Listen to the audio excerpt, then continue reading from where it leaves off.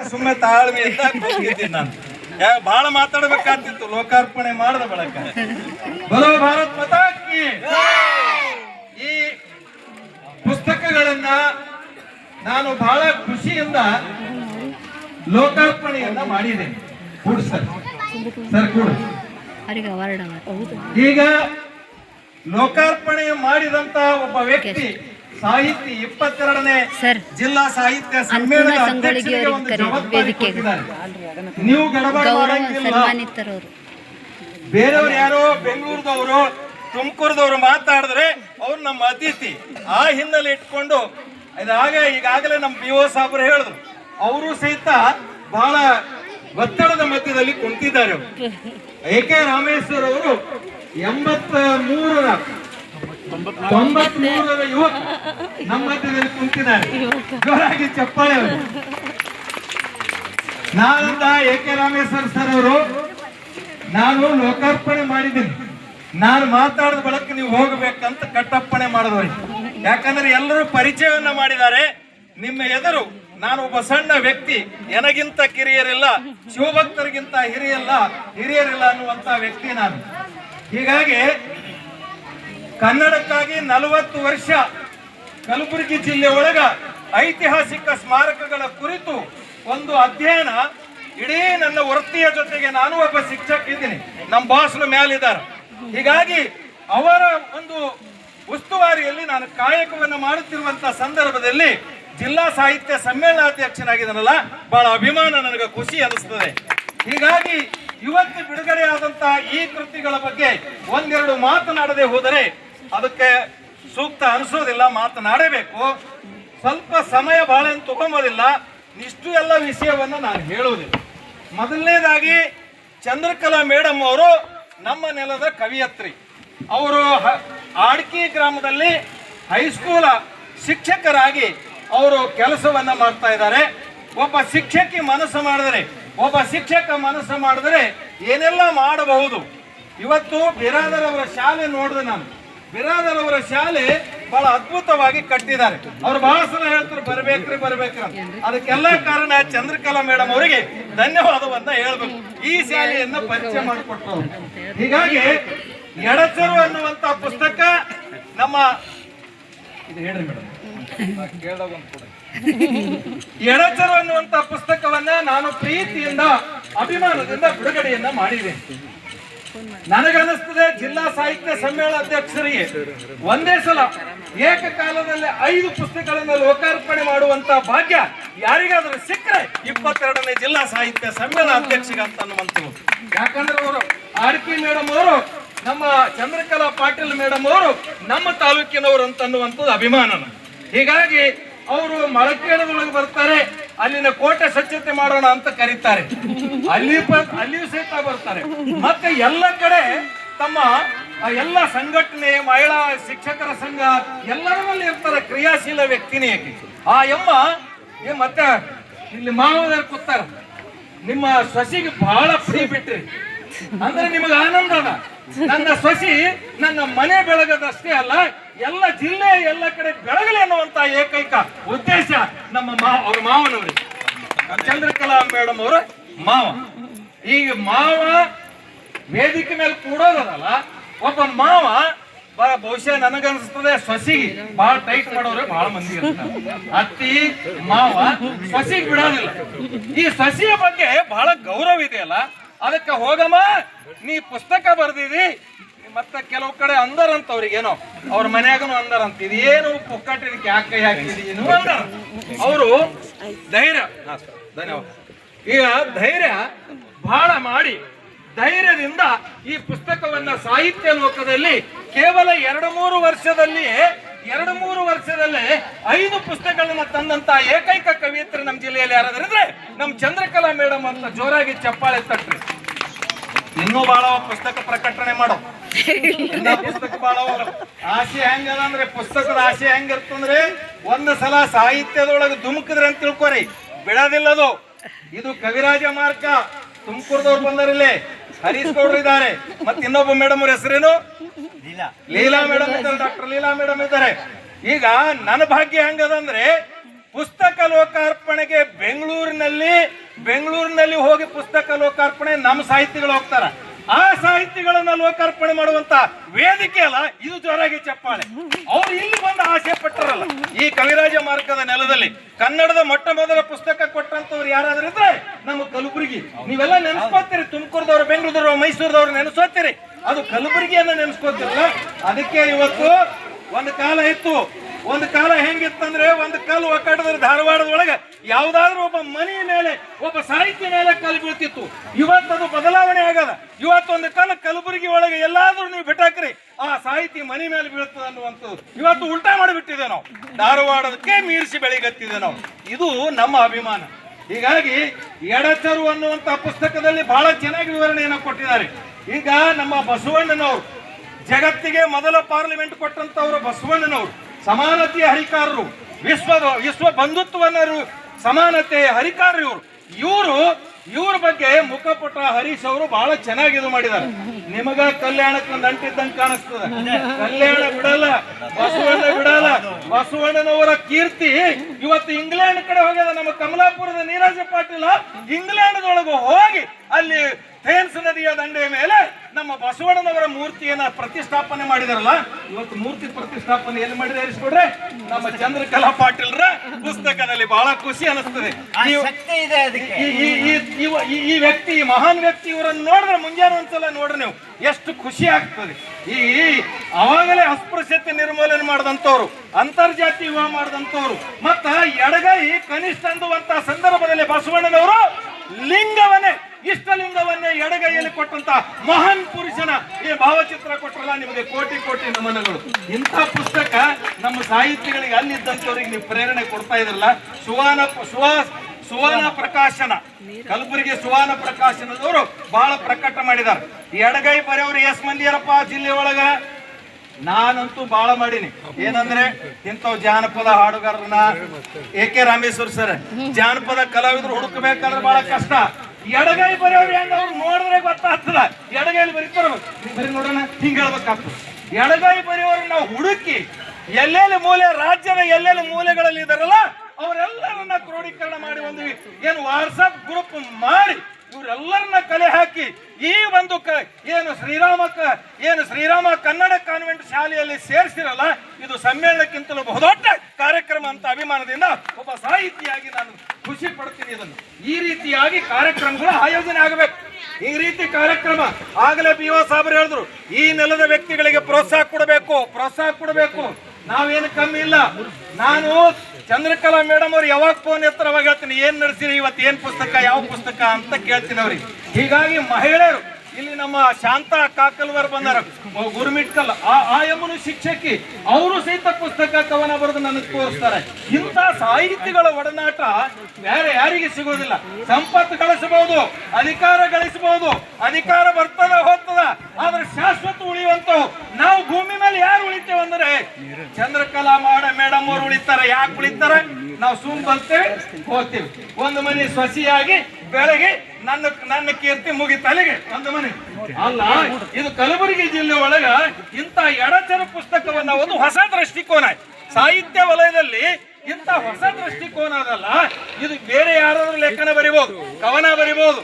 ಅವಳು ಬಂದಳು ಬಲಭರತ್ನತಾಕಿ, ಅವಳು ಬಂದಳು, ನೋಡಿದಳು, ನಕ್ಕಳು. ಈಗ ನಮಗೆ 3 ಮಕ್ಕಳು. ಇದು ಕಾವ್ಯ ಅಲ್ಲ. ಕನ್ನಡದ ಮೊದಲ ಕವಿ ಶ್ರೀ ವಿಜಯರು ಇಲ್ಲಿ ಕುರಿತೋದ ಕಾವ್ಯ ಪ್ರಯೋಗ ಪರಿಣಿತ ಮತಿಗಳು, ಕಾವೇರಿಯಿಂದ ಗೋದಾವರಿಯವರೆಗೆ ಪಸರಿಸಿದ ನಾಡು.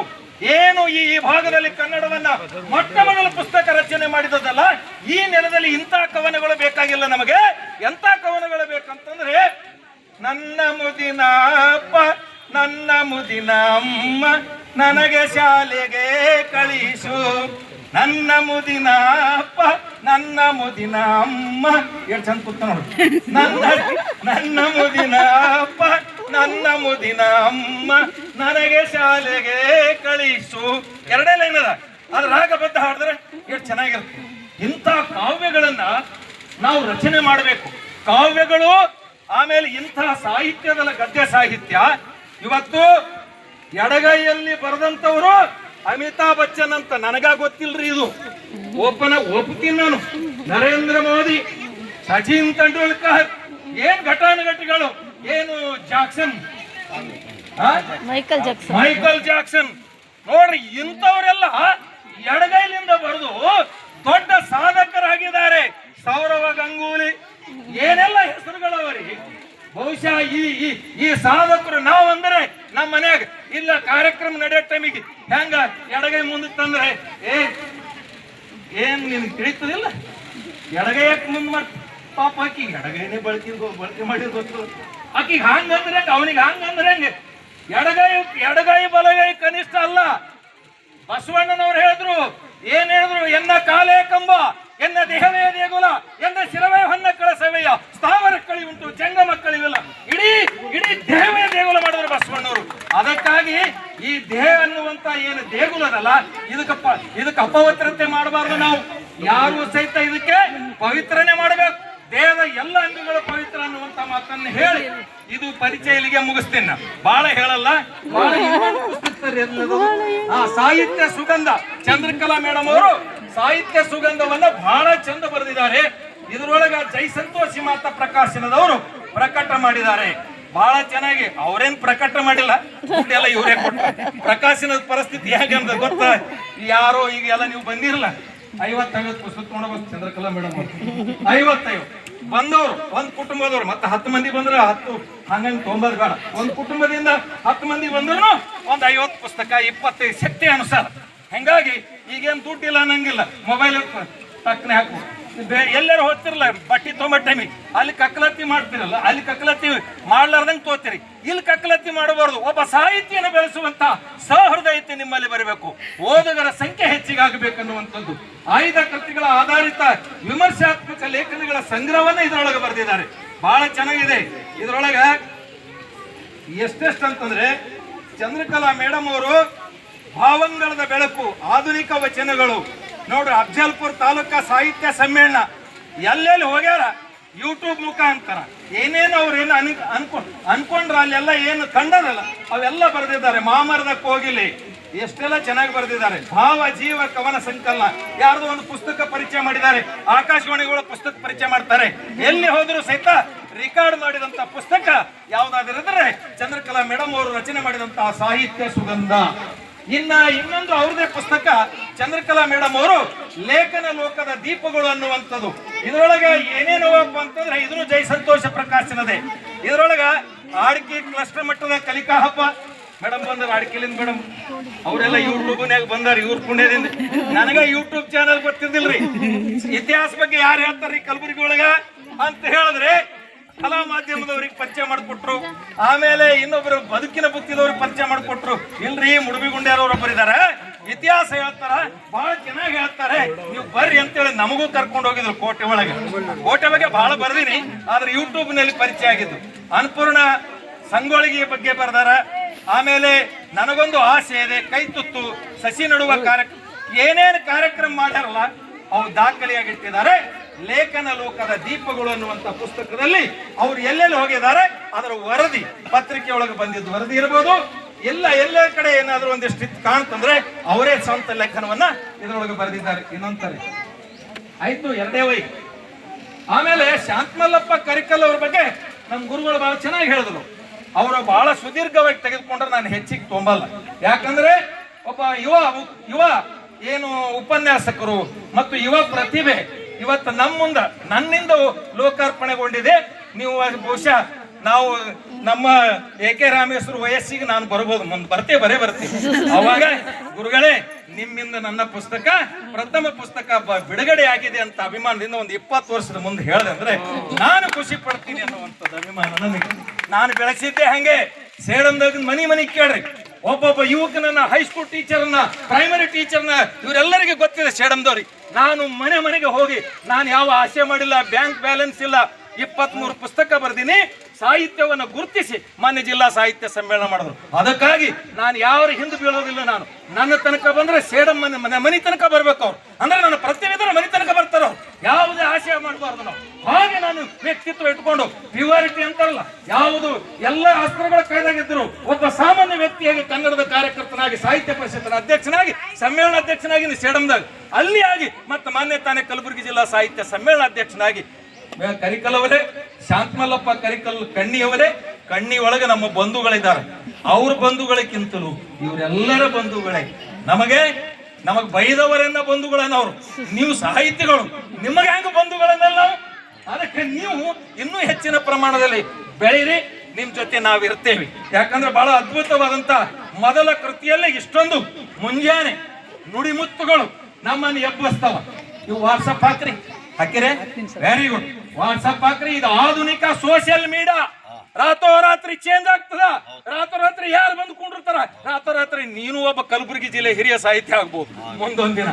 ಈಗ ವಾಟ್ಸಪ್ ಫೇಸ್ಬುಕ್ ಬಳಕೆ ಮಾಡ್ಕೊಳ್ಳಿ. ಅಲ್ಲಿ ಕನ್ನಡದ ಬರೇ ಏನ್ ಮಾಡ್ತಾವ, ಆ ಹುಡುಗಿ ಮ್ಯಾಟ್ರಿಕ್ ಕಳ್ಸೋದು, ಹುಡುಗಗ್ ಮ್ಯಾಟ್ರಿಕ್ ಕಳ್ಸೋದು. ಮಾಡ್ಕೊಂಡ್ರೆ ಮದುವೆ ಮಾಡ್ಕೊರಿ. ಬರೀ ಅದ್ರೊಳಗೆ ಕಾಲಹರಣ ಮಾಡಿ ನಿಮ್ಮೆಲ್ಲಿರುವಂತ ಪ್ರತಿಭೆ ಮಾಯ ಆಗಬಾರದು. ಇಲ್ಲಿ ತಾಯಂದಿರು ಬಂದವರು, ಜಾನಪದ ಸಂಸ್ಕೃತಿಯನ್ನು ಉಳಿಸುವಂತವ್ರು ನೀವು. ಈಗ ತೊಟ್ಟಲು ಹಾಡೋ ಕಾರ್ಯಕ್ರಮ ಯಾರು ಹಾಡಲ್ರಿ, ಯಾರು ಹಾಡಲ್ಲ. ಗಣಸ್ ಮಕ್ಕಳು ಸ್ವಾಮೀಜಿ ಜೊತೆ ಬರ್ತಾರಲ್ಲ, ಗಣಸ್ ಮಗ ಅವ ಬಂದು ಹಾಡ್ಬೇಕಾದಂತ ಪರಿಸ್ಥಿತಿ ಅದ. ಇದು ಜಾನಪದ ಬಗ್ಗೆ ನೀನು ಸಂಗ್ರಹ ಮಾಡು. ನಿಮ್ ಜೊತೆ ನಾವು, ನಮ್ಮ ಎ ಕೆ ರಾಮೇಶ್ವರ ಅವರು ನಾವಿರ್ತೇವೆ. ನೀವು ಇನ್ನೂ ಹೆಚ್ಚಿನ ಕೆಲಸವನ್ನ, ಯಾಕಂದ್ರೆ ಯೂನಿವರ್ಸಿಟಿ ಒಳಗೆ ವಿಶ್ವವಿದ್ಯಾಲಯಗಳು ಹೆಂಗ ನಿಮ್ಗೆ ಗೊತ್ತಿದೆ. ನಾವು ಇಷ್ಟು ಸ್ಥಾನಕ್ಕೆ ಬರ್ಬೇಕಾದ್ರೆ ಪ್ರೈಮರಿ ಟೀಚರ್ ನಾನು, ಸಾಮಾನ್ಯ ಒಬ್ಬ ವ್ಯಕ್ತಿ ನಾನು. ಎಲ್ಲೋ ಒಂದು ಹಳ್ಳಿ ಒಳಗೆ ಆ ಶಾಲೆಯ ವಾತಾವರಣ, ಈ ಮಕ್ಕಳ ಜೊತೆ ನಾನು ಬೆಳಕು, ಆ ಮಕ್ಕಳೇ ನನಗೆ ಆಶೀರ್ವಾದ, ಅವರಿಂದ ಬೆಳೆದು ಆ ಮಕ್ಕಳ ಆಶೀರ್ವಾದ ಈ ಉನ್ನತ ಮಟ್ಟಕ್ಕೆ ಹೋಗಿದ್ದೀನಿ. ನೀವು ಕಲಿಸುವಂತ ಏನು ಆ ಯೂನಿವರ್ಸಿಟಿ ಒಳಗೆ ಆ ಮಕ್ಕಳಿಗೆ ಸಾಹಿತ್ಯದ ಅಭಿರುಚಿಯನ್ನು ಹಬ್ಬಿಸಿ, ಅವ್ರಿಗೆ ಹಬ್ಬಿಸ್ಬೇಕು. ಅವ್ರಿಗೆ ಹೇಳ್ಬೇಕು, ನೀವು ತಿಳಿಸಿ ಹೇಳ್ಬೇಕು. ಕವನ ಬರಿಬೇಕು, ಚಂದ ಬರಿಬೇಕು ಕವನ. ಆ ಕವನಗಳನ್ನು ಬರೆಯುವುದು, ಇಂಥ ಶ್ಲೋಕಗಳನ್ನ ಹೇಳುವುದರ ಮುಖಾಂತರ ನೀವು ಒಬ್ಬ ಸಾಹಿತಿಗಳು ಆಗ್ರಿ ಅನ್ನುವಂಥ ಮಾತನ್ನ ಹೇಳಿ, ಇನ್ನೊಂದು ಕೊನೆಯ ಕೃತಿ ನಮ್ಮ ಯಾರು ಮಳೆಬಿಲ್ಲು ಕವನ ಸಂಕಲನ, ಇದನ್ನು ಲೋಕಾರ್ಪಣೆ ನಾನೇ ಮಾಡಿದ್ದೀನಿ. ಡಾಕ್ಟರ್ ಲೀಲಾ ಗುರ್ರಾಜ್. ನಾನಂದೆ ಫಸ್ಟ್ ಬಂದ ತಕ್ಷಣ ಅಲ್ಲಿ ನಮ್ಮ ಬಿರಾದರ್ ಅವ್ರ ಸಂಸ್ಥೆ ಒಳಗೆ ಕೂತಿದ್ದೇವೆ. ನೀ ಯಾವ ಕೆಲಸ ಮಾಡ್ತೀರಿ, ಶಿಕ್ಷಕರಿಂದಲೇ ಬರೀತಾರ ಅಂತ ಅನ್ನೋದು ತಪ್ಪು. ಬ್ಯಾಂಕಿನ ಒತ್ತಡದ ಮಧ್ಯೆ ಡಿಪಾಸಿಟ್ ಇನ್ನೊಂದು ಯಾವ್ದ್ರಿ, ಲೋನ್ಸ್, ಈ ಅರ್ಜಿಗಳನ್ನ ತಗೊಂಬೋದು, ಸಾಲ ಕೊಡೋದು, ಸಾಲದವ್ರ ಕಿರಿಕಿರಿ, ಆಮೇಲೆ ನೀವು ಅವ್ರಿಗೆ ಹೋಗಿ ಹುಡುಕಿ ಸಾಲ ಪಾವತಿ ಮಾಡಿಸೋದ್ರೊಳಗ ಮಧ್ಯದಲ್ಲಿ ಇಂಥ ಪುಸ್ತಕ ತಂದಿರಲ್ಲ, ಹೆಣ್ಮಕ್ಳು ಇದ್ರಲ್ಲ, ಅವ್ರಿಗೆ ಜೋರಾಗಿ ಚಪ್ಪಾಳೆ ತಟ್ಟಿ. ಎಲ್ಲಿಂದ ಬಂದಾರವರು ಈ ವೇದಿಕೆಯಲ್ಲಿ ಬೆಂಗಳೂರಿನಲ್ಲಿ ಇಲ್ಲಿಯವರು ಹೋಗಿ ಸಾಹಿತ್ಯ ಪುಸ್ತಕವನ್ನ ಪ್ರಕಟ ಮಾಡಿ ಅಲ್ಲಿ ಬಿಡುಗಡೆ ಮಾಡಿ, ಅಲ್ಲಿ ಬೆಂಗಳೂರಿನೊಳಗ ಏನ್ ಬಹಳ ನಾನು ಬೆಂಗಳೂರಿನಲ್ಲಿ ಬಿಡುಗಡೆ ಮಾಡಿ ನೀವ್ ಹೇಳ್ಬೇಕು ಬೆಂಗಳೂರಿನೊಳಗೆ ಬಿಡುಗಡೆ ಆಗಿಲ್ಲ. ಕನ್ನಡದ ಮೊದಲ ಪುಸ್ತಕ ರಚನೆಯಾದಂತ ನೆಲದಲ್ಲಿ ಬಿಡುಗಡೆ ಮಾಡಿ ಅಂತ ಹೇಳ್ಬೇಕು. ಅಭಿಮಾನ ಇರಲಿ, ಗರ್ವ ಇರಲಿ. ನಾವು ಏನು ಸಾಮಾನ್ಯ ವ್ಯಕ್ತಿಗಳಲ್ಲ. ನಮ್ಮ ತಂಟೆಗೆ ಬಂದರೆ ಅವರನ್ನು ಹುಟ್ಟಡಗಿಸಿ ಗುಜರಾತ್, ರಾಜಸ್ಥಾನಕ್ಕೆ ಬಂದಂತ ಕಲಬುರಗಿಯ ಜನ ನಾವಿದ್ದೀವಿ. ಸಾಹಿತ್ಯ ಸಂಸ್ಕೃತಿಯ ನೊಪತುಂಗನ ಕಾಲದಲ್ಲಿ ಬಹಳ ಶ್ರೇಷ್ಠ ವ್ಯಕ್ತಿಗಳು ನಾವು. ಒಂದೊಂದು ಕತೆ ಕೇಳಿದ್ರೆ ರೋಮಾಂಚನ. ಆ ವೇದಿಕೆ ಇದು ಅಲ್ಲ ಅನ್ನುವಂತ ಮಾತನ್ನ ಹೇಳಿ, ಮಂಜುಳಾ ಮೇಡಮ್ ಅವರೇ, ಈಗ ಮಳೆಬಿಲ್ಲು ಕವನ ಸಂಕಲನ ಬಹಳ ಅದ್ಭುತವಾಗಿ ತಂದಿದ್ರಿ. ಗೌರವಾನ್ವಿತ ಡಾಕ್ಟರ್ ಆಗಿದ್ದಾರೆ. ಹೆತ್ತವರಿಗೆ ಕವಿಯತ್ರಿ ಬಹಳ ಹೆತ್ತವರನ್ನ ನೆನೆಸ್ಕೊಂಡಿದ್ದಾರೆ ತಮ್ಮ ಇದ್ರೊಳಗ. ಮುನ್ನುಡಿಯನ್ನ ಬಹಳ ಚೆನ್ನಾಗಿ ಎಲ್ಲ ಸಾಹಿತಿಗಳಿಂದ ಬರೆಸಿದ್ದಾರೆ. ಬಹಳ ಚೆನ್ನಾಗಿದೆ. ಬೇರೆ ಬೇರೆ ಎಲ್ಲ ಆಯಾಮದಿಂದ ನೋಡಿದ್ರೆ ಈ ಪುಸ್ತಕ ಬಹಳ ಪ್ರಿಯ ನೀ ನನಗಾಗಿ. ಯಪ್ಪ ಇದ್ರೊಳಗೂ ಅವೇನ ಪ್ರಿಯ ನೀ ನನಗಾಗಿ ಯಾಕಿರ್ಬಾರ್ದು. ಆಮೇಲೆ ಮೌನ ಮಾತಾದಾಗ ಬೇಕಾದ್ರೆ ದೊಡ್ಡ ಶಕ್ತಿ ಅದ್ರೊಳಗೆ ಬಹಳ ಚೆನ್ನಾಗಿದೆ. ನಿನ್ನದೇ ನೆನಪು, ಆಮೇಲೆ ಸ್ನೇಹದ ನೆನಪು, ಭಕ್ತಿಗೀತೆ, ಮಾತಲ್ಲಿ ಒಲವು, ಬೆಸುಗೆ, ಶಿಶುಗೀತೆ.